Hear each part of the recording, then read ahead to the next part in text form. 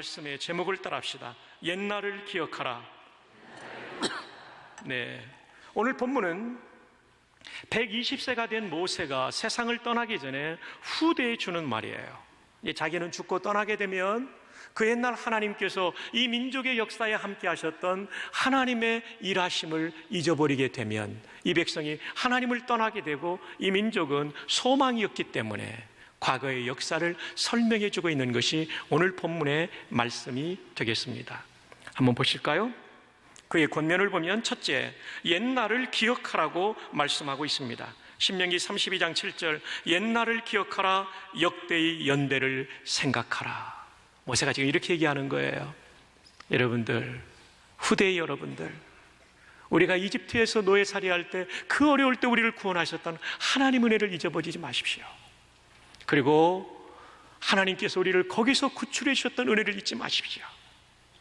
열재앙이 있을 때 마지막 장자들이 죽는 재앙에서 어린 양, 유월절 양의 피를 바른 그 집마다 건너뛰므로 우리의 장자들이 살았던 하나님의 놀라운 구원의 역사를 잊지 마십시오.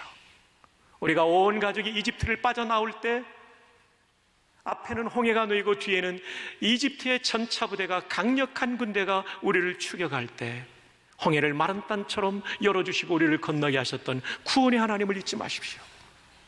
우리가 양식이 떨어졌을 때 저 하늘에서 가시같이 하얀 만나가 내렸던 하나님의 공급을, 우리가 고기가 먹고 싶을 때 메추라기를 보내주셨던 하나님의 그 공급을 잊지 마십시오.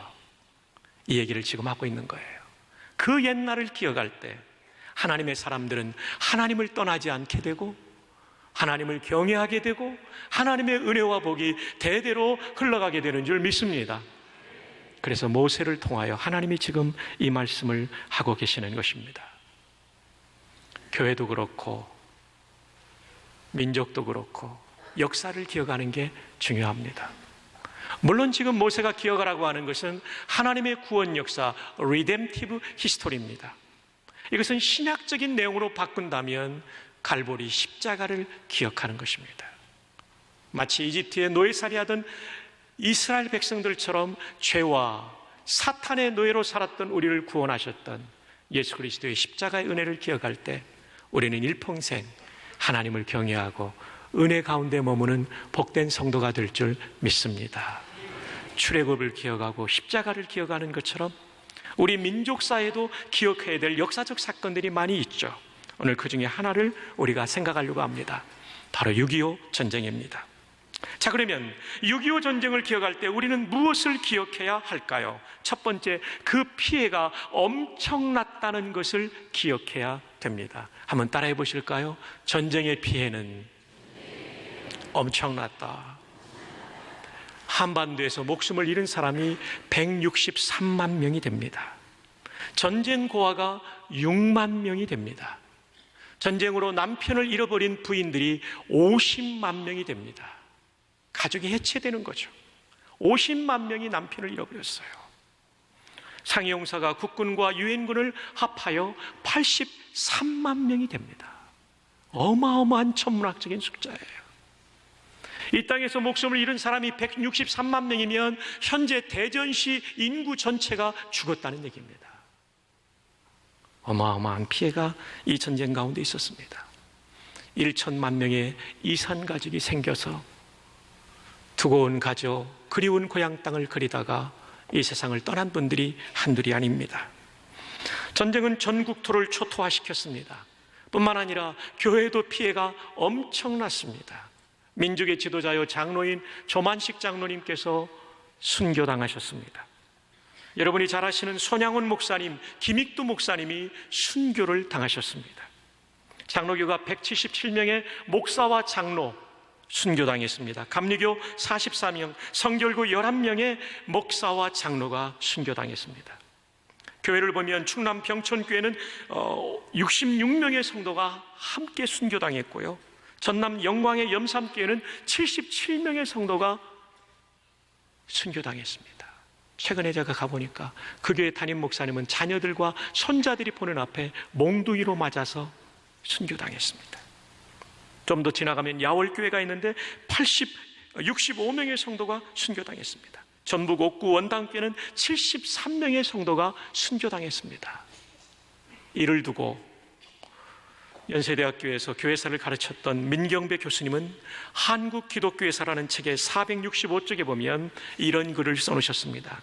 일제시대 신사참배 반대로 순교한 성도 수보다 한국 전쟁 때에 공산군에 순교당한 성도의 수가 훨씬 더 많았다. 참 엄청난 피해가 이 한반도에 있었습니다. 여러분, 공산당은 왜 기독교를 싫어할까요?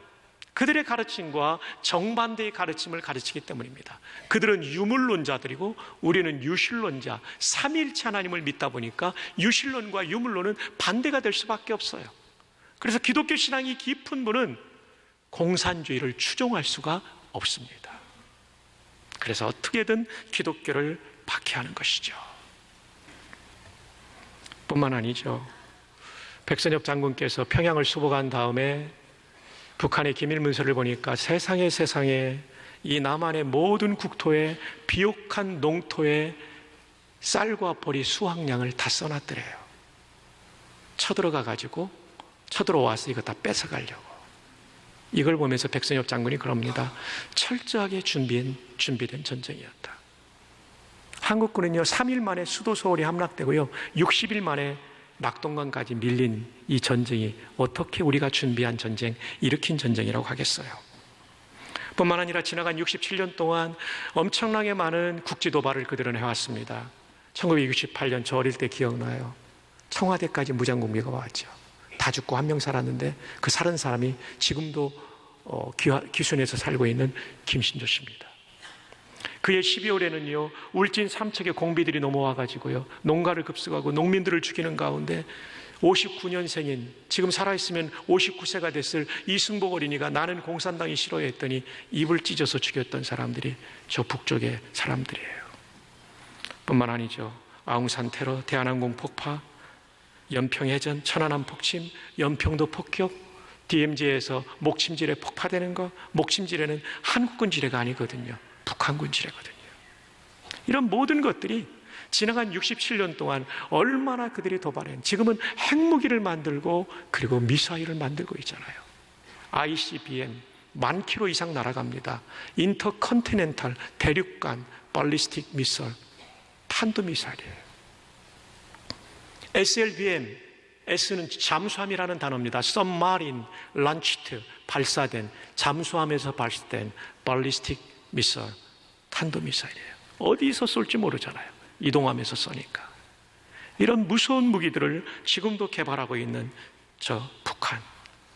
우리 대통령과 6.15 선언을 한 후에도 핵무기를 개발했고 연평해전을 일으켰습니다. 그리고 천안함까지 폭침시켰습니다. 겉으로는 평화를 내세우면서 그들은 끝없는 도발을 지나간 67년 동안 해왔습니다. 물론 우리는 북한의 주민은 도와야 되고 북한의 다음 세대와 지하계의 성도를 위해서 돕는 손길을 뻗쳐야 됩니다. 그러나 북한 정권과 북한 군부에 대해서는 도움을 주어서는 안 된다는 것을 우리가 꼭 기억하기를 바랍니다. 대화의 대상이지만 속지 말아야 돼요. 냉철하게 대북 문제를 다뤄야 됩니다. 이것이 6.25 전쟁, 북한이 일으켰다는 것을 여러분 꼭 기억하실 두 번째고요. 세 번째, 또 우리는 무엇을 기억해야 되냐면 이 나라를 지키기 위해서 수많은 장병들이 목숨을 잃었다는 것을 기억해야 됩니다. 아마 여기 계신 분들 가운데도 아버님이나 삼촌이나 6.25 전쟁 가운데 목숨을 잃은 분들이 있을 거예요. 그분들의 희생에 정말 우리는 고마워해야 됩니다. 한국군의 전사자 수가 22만 7,748명이었습니다. 약 10만 명입니까는 이름도 알지 못하는 무명용사들입니다. 무명용사가 왜 생기게 되었냐면 치열한 전투를 벌이다 보면 신병을 받았는데 그들의 명단을 확보하지 못하고 불러주는 이름을 쓴 거예요. 화랑담배 갑에다가 이름을 썼는데 전투하다 보니 땀이 흐르고 이 썼던 것들이 다 지워져 가지고 숨진 병사가 이름이 무엇인지를 알 수 없는, 그래서 그들은 무명용사가 된 거죠. 공부하던 어린 중고등학생들은 교복을 입은 채로 펜 대신 총을 들고 전쟁터에 나갔습니다. 그리고 그들은 군번 없는 군인으로 전쟁의 포화 속에서 사라져갔습니다. 서울 동성중학교 3학년에 학도병으로 참전한 이우근 학생의 편지는 학도병들이 어떻게 이 조국을 지키다가 산화했는지를 보여주고 있는 글입니다. 어머니, 나는 사람을 죽였습니다. 돌담 하나를 사이에 두고 10명은 넘는 것 같습니다. 적은 다리가 떨어져 나가고 팔이 떨어져 나갔습니다. 어머니, 전쟁은 왜 해야 되나요? 어제 저는 내복을 빨아 입었습니다. 물레나는 청결한 내복을 입으면서 저는 왜 수의를 생각했는지 모르겠습니다. 어쩌면 제가 오늘 죽을지도 모르겠습니다. 하지만 저는 살아가겠습니다. 꼭 살아서 어머니 곁으로 돌아가겠습니다. 어머니, 상추쌈이 먹고 싶습니다. 목이 마릅니다. 찬 옹달섬에서, 우리 집 앞 옹달섬에서 이가 시리도록 차가운 냉수를 한없이 들이키고 싶습니다. 놈들이 다가오고 있습니다. 다시 또 쓰겠습니다. 어머니, 안녕, 안녕. 안녕은 아닙니다. 다시 쓸 거니까요. 그러나 이우근 학생의 이 편지는 미처 어머니에게 붙이지 못하고 1950년 8월 11일 포항여자중학교 앞 들판에서 전사하게 됩니다. 이렇게 이 나라의 자유는 쉽게 얻어진 것이 아닙니다. 영어의 속담처럼 Freedom is not free. 자유는 공짜가 아닙니다. 수많은 모명용사들과 수많은 장병들의 죽음 후에 심지어 10대의 청소년들이 펜 대신 총을 들고 나가 싸워서 지켜진 나라가 이 나라입니다. 병사들만이 아니었습니다. 학도병들만이 아니었습니다. 장군들도 결사항전을 했습니다. 6.25 전쟁의 최후의 보루는 낙동강 방어선입니다. 가장 치열했던 전투는 대구 북방에 있는 다부동 전투예요. 여기가 무너지면 전선이 무너지는 상황이에요. 이 지역에 전선을 맡고 있던 부대는 아군 제1사단입니다.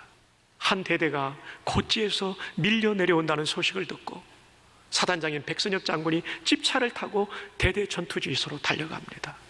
달려가면서 그는 이런 기도를 합니다. 어머니의 하나님, 우리를 살려주십시오. 여기서 밀리면 우리는 끝입니다. 가보니까 병사들이 며칠을 먹지도 못한 채 전투를 벌이고 피곤해서 물도 마시지 못한 채 내려오는 거예요. 병사들에게 말합니다. 너희들 정말 수고했다. 근데 우리가 여기서 물러서면 미군은 철수하고 우리는 저 부산 앞바다에 빠져 죽어야 된다. 내가 선봉에 선다. 만약에 내가 두려워서 돌아서면 나를 쏴라. 육군 참모총장실 접견실에는 이 장면이 그대로 나와 있어요. 외국인들을 위해서 영어로 번역됐어요. Shoot me if I retreat. 내가 물러서면 나 쏴라. 장군이 권총을 뽑고 다부동 전투에서 고지를 향해 뛰어갑니다. 병사들이 장군이 목숨 걸고 나가니까 다 일어섭니다. 함성을 지르며 고지를 향해 달려갑니다. 물을 마신 것도 아니었습니다. 먹은 것도 아니었습니다. 달려가던 병사들은 백선엽 장군을 잡습니다. 사단장님, 죽으면 안 됩니다. 여기까지. 여기부터는 우리가. 그래서 다부동을 지켰어요. 다시 탈환했어요. 이 나라가 그런 나라입니다. 대구를 지키던 유재웅 장군은 더 이상 낙동강 방어선을 지킬 수 없다는 판단에 미 군사고문단은 한때 대구 남쪽으로 후퇴할 것을 제안합니다. 제 기억에는 클라크 라인으로 후퇴였어요. 이때 유재웅 장군은 군사고문단 앞에서 부관에게 이런 얘기를 합니다.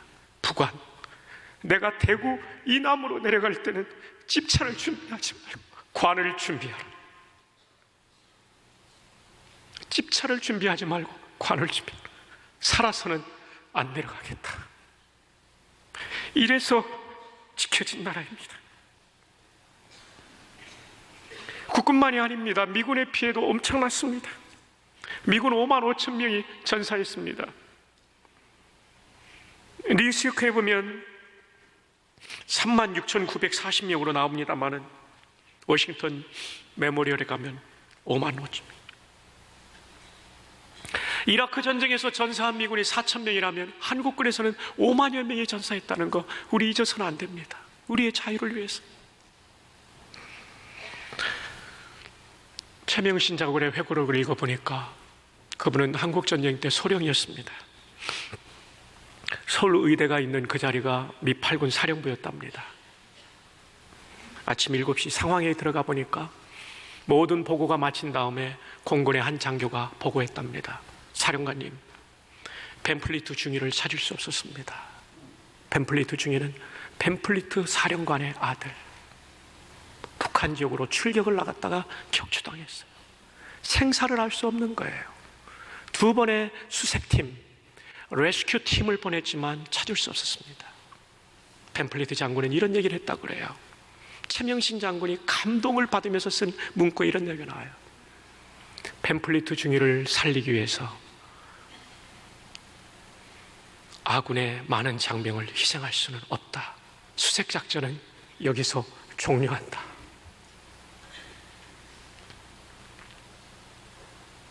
그분은 예편한 후에도 한국의 발전을 위해서 재단을 만들어 도와주셨던 분. 진짜 멋진 크리스찬이었죠. 우리는 부산에 살면서 대연동 유엔 묘지를 압니다. 16개국 참전국의 병사들이 이국 땅에 와서 우리의 자유를 위해서 피를 쏟아 지킨, 그러다가 죽은 사람들. 우리가 누리고 있는 이 자유, 북한의 성도들은 소리 높여 찬양을 못한대요. 들릴까봐 찬송가를 읽은대요. 나지막한 소리로. 이렇게 영광스러운 찬양대가 찬양을 못한대요. 우리의 자유는 공짜로 얻어진 것이 아니라는 것을 잊지 마십시다. 저는 워싱턴 DC를 갈 때마다 시간이 나면 꼭 링컨 기념관 앞에 있는 한국전쟁 기념묘역을 갑니다. 97년도 처음 갔을 때 봤던 이 문구, 전혀 알지 못하는 나라, 한 번도 만난 적이 없는 사람들을 지키라는 부름에 응답하여 나아간 우리의 아들과 딸들에게 우리 조국은 경의를 표합니다. 1950년도 한국이 어디 있는지도 모르고 왔어요. 한국 사람 보지도 못한 채 왔어요. Our nation honors, 우리의 조국은 명예롭게 생각한다. 경의를 표한다. Her sons and daughters, 조국의 아들과 딸들. 그들은 어떤 사람이면 Who answered the call, 부름에 응답했던 그 아들과 딸들. 어떤 부름이면 To defend, 지키라는 부름. 무엇을 지키라는 A country, 한 나라를 지키라는 부름. 이 나라는 어떤 나라냐면 그들에게 They never knew, 그들이 결코 알지 못했던 대한민국이라는 그 나라를 지키라는 부름. And 그리고 A people, 그 사람들은 누구냐면 They never met, 그들이 결코 만나보지 못했던 그 사람들을 지키라는 이 부름, 이 명령에 순응하여 한반도를 밟았던 그 사람들. 미국은 한국전쟁에 170만 명의 장병을 보냈습니다. 전사자 54,246명, 부상 10만 3,284명, 실종 8,177명. 이런 엄청난 희생을 우리를 위해 치러준 거예요. 여러분, 우리가 사람이라면 이 고마움을 잊어서는 안 될 것입니다. 제가 무조건 미국의 손을 들어주자는 얘기가 아닙니다. 미국도 잘못할 때가 있겠죠. 그러나 이렇게 엄청난 대가를 치렀다는 거 잊으면 안 됩니다. 두 번째로 오늘 성경은 옛날 일을 설명하라고 말씀합니다. 왜 설명이 필요하냐면 전쟁을 경험한 세대가 다 죽어가니까. 80 넘지 않으면 6.25 전쟁 말할 수 있는 사람이 없습니다. 모세 시대도 마찬가지입니다. 출애굽 시대가 다 죽어버렸거든요. 이제 광야 세대가 이 역사를 이끌고 나가기 위해서는 어른들에게 들어야 되거든요. 여러분, 저는 생각합니다. 이런 사이비 종교 집단이 아니었으면 수백만 명이 굶어 죽을 때 북한에서 폭동이 일어났어야 됩니다. 촛불혁명이 일어나야 되는데 북한은 촛불혁명이 안 일어납니다. 사이비 종교 집단이기 때문에 그렇습니다. 강력한 통제가 있기 때문에. 그래서 김진홍 목사님은 북한은 거대한 사이비 집단이며 김일성이 성부요, 김정일이 성자요, 김정은이 성령이라고 이렇게 말해주고 있습니다. 여러분, 김일성의 북한의 구호들을 보면 항상 그런 구호가 나와요. 김일성 동지는 영원히 우리와 함께 계신다. 거의 임마누엘 수준입니다. 엘은 하나님이니까 김일성으로 붙인다면 임마누 킴이 되는 거죠. 히브리 말로 임마누는 우리와 함께라는 뜻이니까요. 그래서 여러분, 북한에 대해서 여러분이 이런 신앙적인 시각으로 바라보는 것이 매우 중요합니다. 세브란스 병원 국제진료센터 소장인 이뇨한 박사님, 존 린튼 박사님이십니다. 이분은 3대째 한국을 섬겨온 선교사의 가정의 아들입니다. 이분은 호남에서 자라났습니다. 순천에서. 그래서 이분이 쓴 책 이름은 내 고향은 전라도, 이 책이 있습니다. 엄청 조합으라이, 허벌나게 조합으라, 이런 말을 이 파란 눈을 가진 서양인이 너무나 잘합니다. 아따 그랑께, 이런 말을 참 잘해버리시는 분이십니다. 한국 사람과 결혼해서 세브란스의 의사 선생님으로 계시는데, 이분은 종종 북한에 인도주의적인 치료를 하기 위해서 북한을 방문합니다. 이분이 최근에 어떤 강연에서 한 말씀이에요. 청진 주변에 농촌에 가서 진료를 마치고 오는데 비포장길을 달려오니까 겨울이지만 샤워하고 싶더래요. 좋은 호텔 가자고 하니까 청진의 최고급 호텔로 데리고 가는데 김정일이 묵었던 방으로 데려가주더래요. 물론 이게 따뜻한 물이 나오겠지, 김정일이 묵었던 방이니까 분명히 따뜻한 물이 나오겠지 하고 이 스위치를 올렸는데요, 안 나오더래요. 그래서 인터폰으로 프론트데스크에 온수 좀 나오게 해달라니까 10분만 틀어줄 겁니다 그러더래요. 더 이상 틀어줄 수 없다고. 보니까 이제 연료난 때문에 그런 모양이에요. 그래서 이제 뜨거운 물이 나오고 탁 틀었더니요, 녹물이 나와가지고 쓸 수 없었대요. 녹물이 맑은 물로 바뀌는데 10분 중에 3분이 날아갔어요. 3분이 딱 지나고 나니까 불이 갑자기 나갔어요. 그래가지고 빨가벗은 채로 아무도 없으니까요, 방으로 들어와서 랜턴을 찾는데 3분이 또 걸렸어요. 그리고 나서 랜턴 켜놓고 4분 동안 샤워가 남았는데, 그때는 몰랐는데 3주 후에 이 신촌에 연희동이 바로 옆에 있잖아요. 연희동 목욕탕 가서 목욕을 하는데 10,000원밖에 안 줬는데요, 불도 정전되지 않고 찬물도 콸콸콸콸 나오고 뜨거운 물도 콸콸콸콸 나오는데 하나님 은혜가 너무 고맙더래요. 내가 여기서 살고 있다는 게. 그리고 북한 동포 생각하니까 너무 마음 아파가지고 눈물이 막 줄줄줄 나오는데요, 옆에 있는 할아버지가, 그 키가 저분이 굉장히 크거든요. 그 서양 사람이 우는 게 이게 좀 보기가 좀 그럴까봐 샤워기 틀어놓고 울었대요. 하나님 너무 고맙습니다. 그러면서 이뇨한 박사는, 닥터 린트는 이렇게 말합니다. 우리는 모두 다 북한에 비하면 재벌같이 삽니다. 여러분들이 손자, 손녀, 여러분 자녀한테 다 얘기를 해야 됩니다. 마음 놓고 여행 갈 수 있는 이 땅에 산다는 것, 자기 차 운전하고 다닐 수 있다는 것, 친구 마음대로 만날 수 있다는 것, 따뜻한 방에서 잔다는 것, 따뜻한 물로 샤워할 수 있다는 것, 여름에는 에어컨을 켜고 지낼 수 있다는 것, 이 모든 것이 소중한 것입니다. 이것을 우리 자녀들에게 가르쳐야 됩니다 라고 린턴 박사가 말합니다. 지금 린턴 박사가 종로에 있는 제가 전도사로 섬겼던 내수동교회 출석하고 계십니다. 마지막으로 우리는 6.25 전쟁을 기억하면서 나라를 위해서 기도했던 구국기도회를 잊지 말아야 됩니다. 제가 여러 번 얘기 드렸지만 낙동강 방어선 220km가 펼쳐졌을 때 파죽지세로 2달 만에 낙동강까지 밀려온 북한군을 막아내기 위해서는 강력한 제공권을 가진 미군의 폭격기가 떠야 되는데 비가 왔어요. 부산중앙교회와 철양교회에서 기도하는 목사 장로들에게 이승만 대통령이 와서 부탁합니다.